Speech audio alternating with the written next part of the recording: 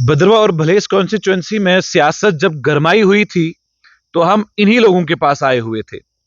अब सियासत में एक नया मोड़ आया है। नया मोड़ यहां पर यह आया है कि हमने सुबह एक खबर की है कि नेशनल कॉन्फ्रेंस के रहबर और रहनुमा जो हैं डॉक्टर फारूक अब्दुल्ला के बेटे उमर अब्दुल्ला, उनकी होर्डिंग्स जो है वो जम्मू के अलग अलग इलाके में लगाई गई है।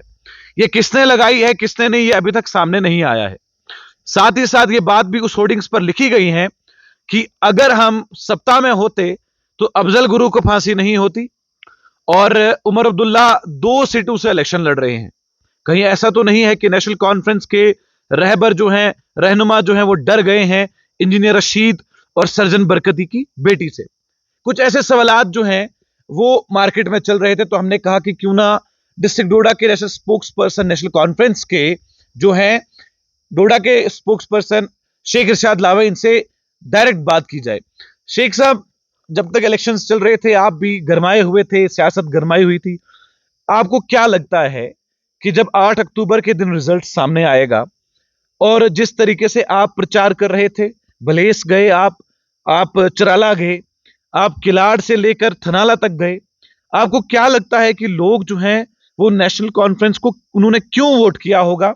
और क्या आपने उन सभी लोगों को अपने ट्रस्ट में लाया है कि आने वाले वक्त में शेख महबूब इकबाल जो नेशनल कॉन्फ्रेंस के प्रत्याशी हैं वो आने वाले वक्त में उनके बच्चों का मुस्तकबिल जो है वो बिल्कुल सही करेंगे? देखिए आकिब साहब, सबसे पहले तो मैं आपका शुक्रिया अदा करूं। जहां तक इलेक्शन की बात है, इलेक्शन हो गया, आपने क्वेश्चन किया कि लोगों ने क्या फैसला किया, क्यों आपको वोट दिया या क्यों आपको लगता है कि हमको वोट मिला है। देखिए, सबसे बड़ी बात जो है ना, सबसे बड़ी बात यह है कि इस बार जो है सब लोगों को पता था, रियासत जम्मू कश्मीर के लोगों को पता था कि इस बार जो है यहाँ पे बदलाव होगा। ठीक, बदलाव इस किस्म का कि ये कोई भद्रवा से बदलाव नहीं होगा, बल्कि पूरे जम्मू कश्मीर में बदलाव होगा।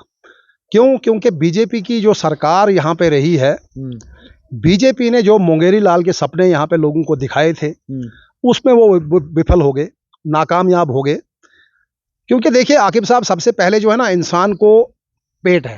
ठीक, पेट में अगर 4 फुलके जाएंगे तो मैं बात कर सकता हूँ, अगर पेट में फुलके नहीं है तो फिर कुछ भी नहीं है।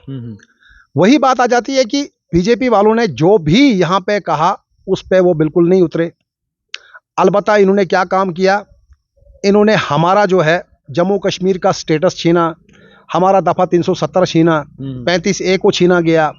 उसके बाद जो है इन्होंने सोचा था, कुछ लोगों ने सोचा था कि जम्मू कश्मीर में अब यहाँ पे दूध की नदियाँ बहेंगी, यहाँ पे मिठाइयाँ जो है सीधी पाइपलाइन के जरिए मतलब कि जम्मू कश्मीर के लोगों को मतलब दी जाएंगी।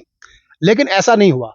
क्यों? क्योंकि अगर हम जम्मू रीजन की बात करें तो जम्मू रीजन में जो है आप देखिए खुद की जम्मू के लोगों को इन्होंने बिल्कुल तहस नहस कर दिया। जम्मू मीन्स सारा जम्मू जितना मतलब कि हमारा आता है रीजन जो हमारा जम्मू प्रोविंस, हाँ प्रोविंस पूरा है। क्यों? सबसे ज्यादा अगर वहां पे किसी को मतलब कि ज्यादा नुकसान हुआ है तो वो जम्मू प्रॉपर सिटी के लोगों को नुकसान हुआ है। क्योंकि दरबार मूव जो एक ऐसा मतलब कि एक इंडस्ट्री थी, जब क्या कहते हैं 6 महीने के लिए दरबार मूव जम्मू आता था तो जम्मू का हर दुकानदार तबका, हर होटलियर्स जितने भी थे, वो 6 महीने में अपना साल का खर्चा निकालते थे। लेकिन दरबार मूव बंद होने से जम्मू कश्मीर पूरा मतलब कि तहस नहस हो गया। क्यों? क्योंकि उसमें कश्मीर के लोगों को भी लॉस हुआ और जम्मू के लोगों को भी लॉस हुआ।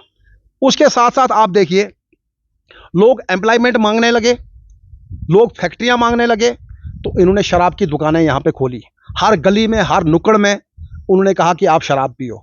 ठीक है, जम्मू कश्मीर के लोग जो हैं पढ़े लिखे लोग हैं। ये एक जमाने में यहाँ पे एक मुल्क था, जिस मुल्क को राजा यहाँ पे चलाता था, महाराजा गुलाब सिंह वगैरह जिन्होंने चलाया इस मुल्क को। उसके बाद ये स्टेट बनी, वजीर वजारत यहाँ पे मतलब सारा चलता था। फिर स्टेट से जो है इन्होंने क्या काम किया कि इसको यूटी बनाया, सारे इख्तियारात जो हमारे छीने गए। तो कहीं ना कहीं जम्मू कश्मीर के तमाम लोगों को, हिंदू मुस्लिम सिख जितने भी हमारे भाई हैं, उन सब लोगों को एक समझ आई कि यार ये बीजेपी जो कहती है वो करती नहीं है। ठीक है, जो इन्होंने हमको मुंगेरी लाल के सपने दिखाए वहां पे कहीं ना कहीं वो मतलब कि विफल रहे। और वहीं से एक हवा जो है नेशनल कॉन्फ्रेंस के हक में हुई। क्योंकि नेशनल कॉन्फ्रेंस जो एक रीजनल पार्टी है, जम्मू कश्मीर की अपनी पार्टी, वो कोई नेशनल पार्टी तो नहीं है, लेकिन तमाम जम्मू के लोगों ने भी ये कहा कि यहाँ पे वही फारूक अब्दुल्ला की सरकार अच्छी थी, वहां पे यहाँ पे सही वो उमर साहब की सरकार यहाँ पे अच्छी थी, जो जम्मू के लोगों को भी तहफ़्फ़ुज़ देती थी और कश्मीर के लोगों को भी तहफ़्फ़ुज़ देती थी।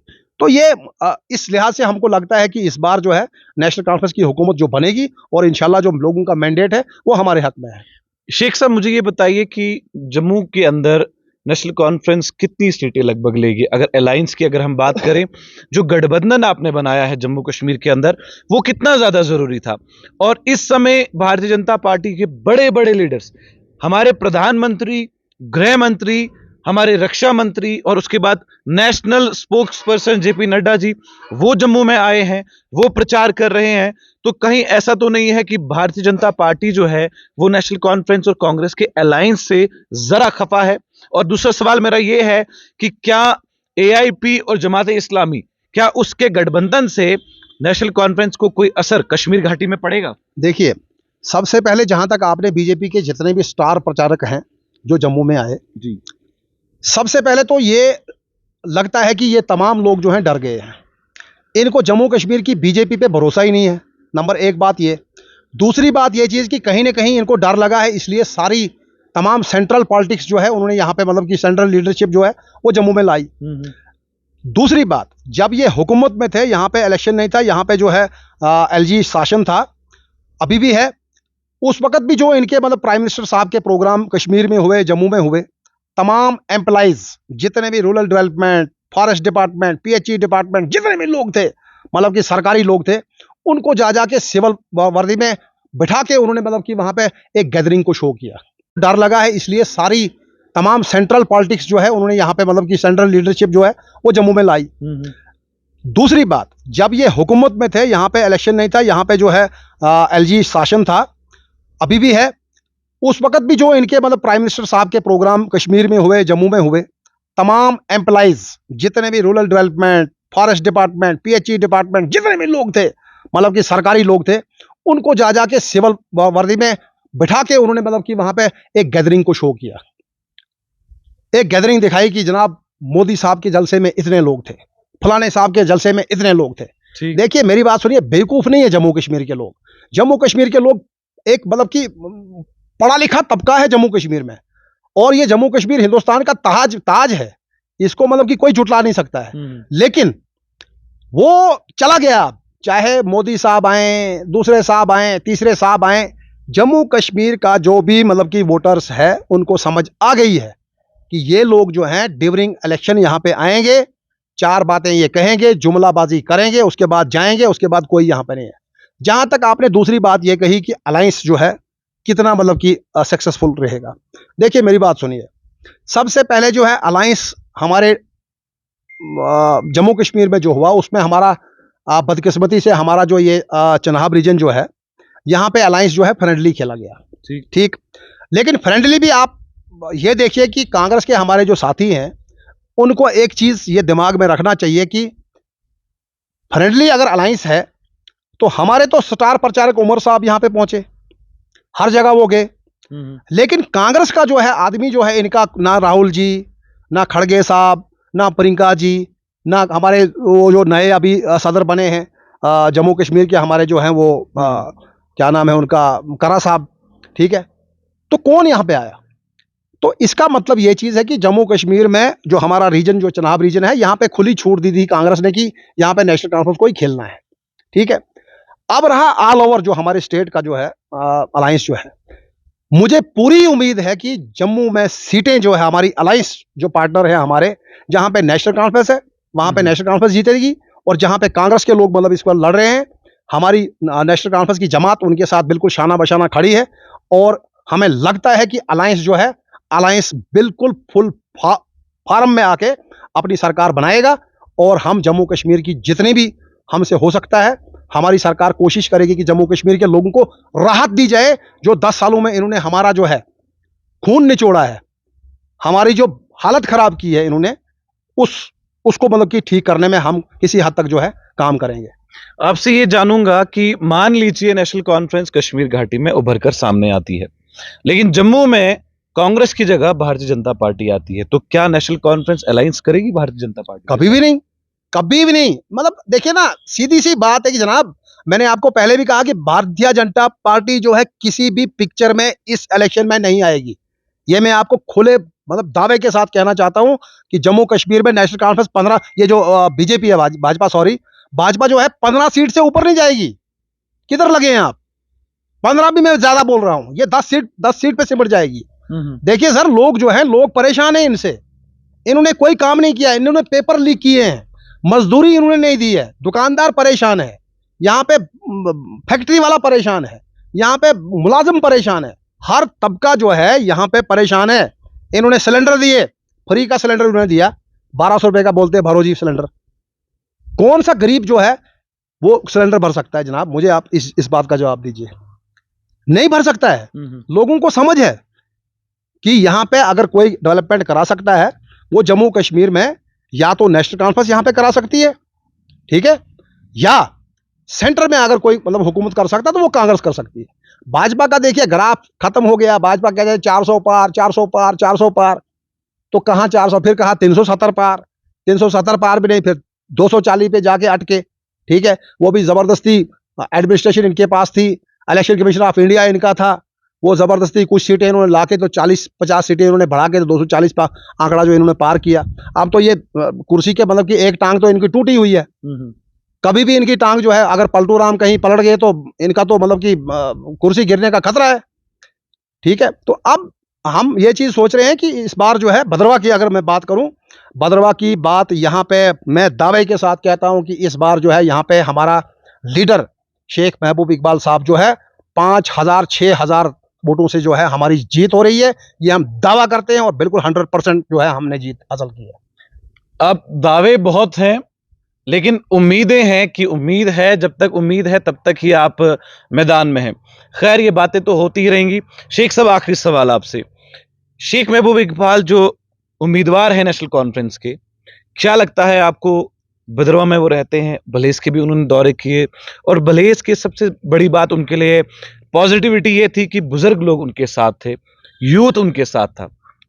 क्या लगता है आपको कि क्या आने वाले वक्त में अगर एमएलए बनते हैं तो जो भद्रवा और भलेस का काम है वो किस तरीके से वो करेंगे और क्या क्या तामीर और तरक्की भद्रवा और भलेस के अंदर होगी? देखिए मेरी बात सुनिए, सबसे पहले जो है हम भलेस के लोगों का हम बहुत बहुत मतलब कि शुक्रगुजार हैं।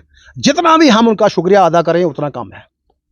चुराला के लोग हैं, कैलाड़ के लोग हैं, सभी कॉन्स्टिट्यूंसी के लोग जितने हैं हम सबका शुक्रिया अदा करते हैं। लेकिन पर्टिकुलर जो है ये 3 इलाके कैलाड़, चुराला और भलेस, इनका हम मतलब बहुत ही तहे दिल से शुक्रिया अदा करते हैं, क्योंकि भद्रवा के तो महबूब साहब हैं, भद्रवा के लोग जो हैं हमारे साथ थे, पहले भी थे, आज भी हैं, कल भी रहेंगे।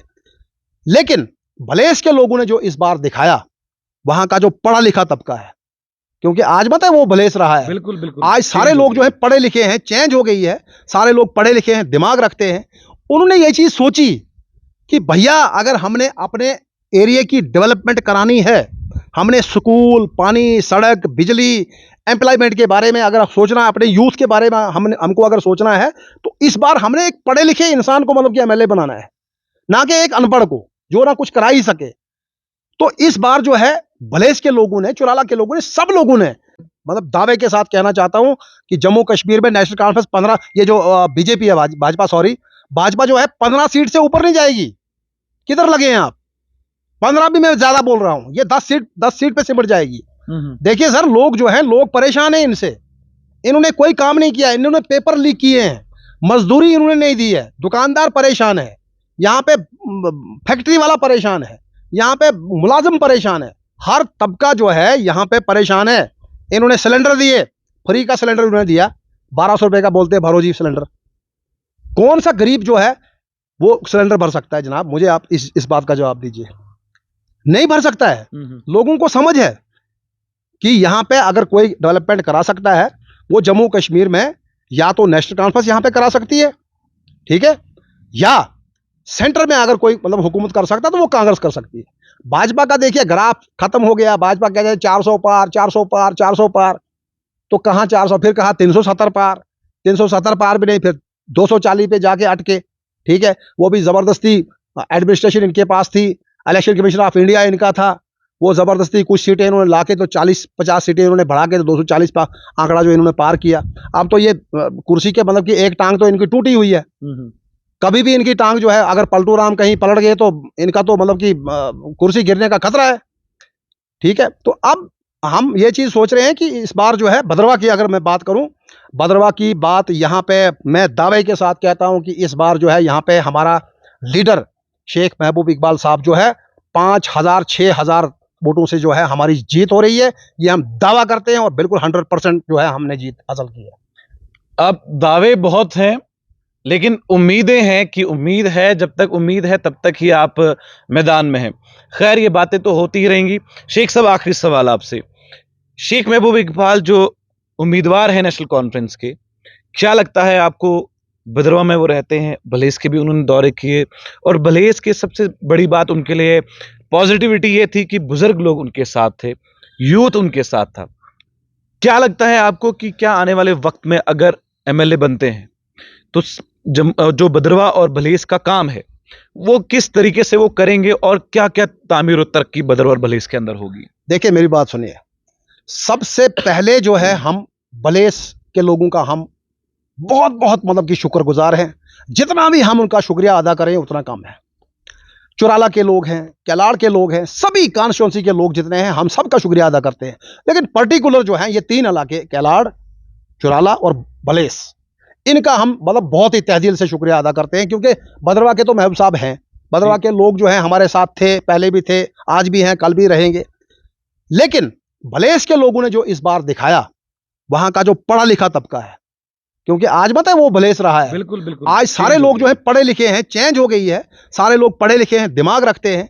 उन्होंने ये चीज सोची कि भैया अगर हमने अपने एरिया की डेवलपमेंट करानी है, हमने स्कूल, पानी, सड़क, बिजली, एम्प्लॉयमेंट के बारे में अगर सोचना है, अपने यूथ के बारे में हमको अगर सोचना है, तो इस बार हमने एक पढ़े लिखे इंसान को मतलब कि एमएलए बनाना है, ना कि एक अनपढ़ को जो ना कुछ करा ही सके।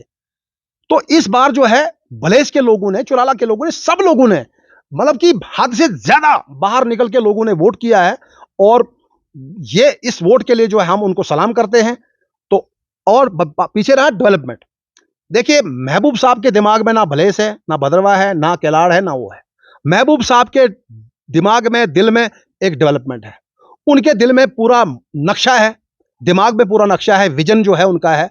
उनका विजन ये है कि भलेस में मैं कौन सी चीज करूं जिससे भलेस में मतलब कि जिन्होंने पिछली इतने साल सियासत की है लेकिन वो चीजें नहीं कर पाए हैं, वो महबूब साहब के दिमाग में है। चुराला में कौन सी चीज नहीं हो पाई है या नहीं की है, वो काम वो करेंगे। कैलाड़ में वही काम वो करेंगे जो उनके दिमाग में है कि कैलाड़ के लोगों को क्या चीज हम मतलब कि करें ताकि कैलाड़ के लोग जो हैं हमारे साथ आगे भी चले। हमने सिर्फ वन टाइम पॉलिटिक्स नहीं करनी है, हमने लॉन्ग टाइम मतलब पॉलिटिक्स करनी है। और लॉन्ग टाइम पॉलिटिक्स जो करता है ना, वो डेवलपमेंट करता है, ठेकेदारी नहीं हमने करनी है। मतलब महबूब इकबाल को ठेकेदारी करने की कोई जरूरत नहीं है। उनके पास बहुत पैसा, अल्लाह का दिया हुआ बहुत पैसा है। उनके वालिद मोहतरम प्रिंसिपल रिटायर थे कॉलेजेस के, उनके दादा मरहूम चीफ कंजर्वेटर पूरी स्टेट के मतलब किताब एक हुआ करते थे, 3 भाई डीसी थे। ठीक है, उनको किसी चीज की जरूरत नहीं है, ठेकेदारी की जरूरत नहीं है उनको। लेकिन जो बेरोजगार बच्चा है, जो अनएम्प्लॉयमेंट यूथ हैं, हमारे ट्रेनिंग कर करके बच्चे बीपीएड, एमपीएड, एमफिल करके बच्चे हैं, पीएचडी करके बच्चे हैं, ट्रेनिंग्स करके इंजीनियर हमारे हैं, फिजिकल टीचर हमारे मतलब की ट्रेनिंग करके हैं, लेकिन पोस्टें नहीं है। कोई स्पेशल भर्ती यहाँ पे नहीं हुई है, पुलिस में भर्ती नहीं है। तो ये लोग जो हैं, ये लोग नाकाम हो चुके हैं, इनको कोई मतलब की वोट करने के लिए तैयार नहीं है। ये जिस घोड़े पे चढ़े हुए हैं, 8 तारीख को उस घोड़े से ये खुद उतरेंगे, इनको खुद पता चलेगा कि हमने लोगों के साथ क्या किया है। पीछे रहा, पैसे या शराब बांटने से लोग वोट नहीं देते हैं। आज लोग शराब भी पीते हैं, पैसा भी खाते हैं, लेकिन वोट भी नहीं देते हैं। ठीक है, लोग समझदार हैं आप। तो इस लिहाज से हम ये चीज कहते हैं कि इस बार जो है लोगों ने एक सही फैसला किया है, और हम इस बात का पूरा दावा और यकीन दहानी लोगों को हम क्या करते हैं कि इस बार जो है आप खुद देखेंगे, क्योंकि कुछ लोग, एजेंसियां जो थी, कुछ लोग वो महबूब इकबाल साहब को हराने के चक्कर में थे। उनको पता था कि अगर एक बार ये सीट नेशनल कॉन्फ्रेंस यानी कि शेख महबूब इकबाल के हाथ में चली गई तो दोबारा ये 15 साल 20 साल जो ये सीट यहां से कभी नहीं जाएगी। ये हमारा दावा है। चलिए, बहुत बहुत शुक्रिया। ये हमारे साथ थे नेशनल कॉन्फ्रेंस के डिस्ट्रिक्ट डोडा के स्पोक्स पर्सन शेख इरशाद लावे। इनके विजन में क्या था क्या नहीं वो आपने सुना। सवाल ये रहेगा कि आने वाले वक्त में किस तरीके से 8 अक्टूबर का सहरा जो है शेख महबूब इकबाल, दिलीप सिंह परिहार या अन्य कैंडिडेट्स जितने भी इंडिपेंडेंट हैं या कांग्रेस के हैं, उन सब में से किसके ऊपर ये सहरा जो है वो सजेगा। तो ये हमारे साथ बातचीत इन्होंने की। इसमें क्या कुछ निकलेगा क्या कुछ नहीं निकलेगा, कौन कितना ज्यादा डेवलपमेंट करेगा, टूरिज्म के बारे में बात करेगा, मेडिकल इंफ्रास्ट्रक्चर के बारे में बात करेगा, एजुकेशन के बारे में बात करेगा, ये सारी बातें दोबारा भी एक वक्त में इनसे हम जरूर पूछेंगे। तब तक के लिए देखिए बहु एक्सप्रेस, आकिब आफ्ताब के साथ, भद्रवा से।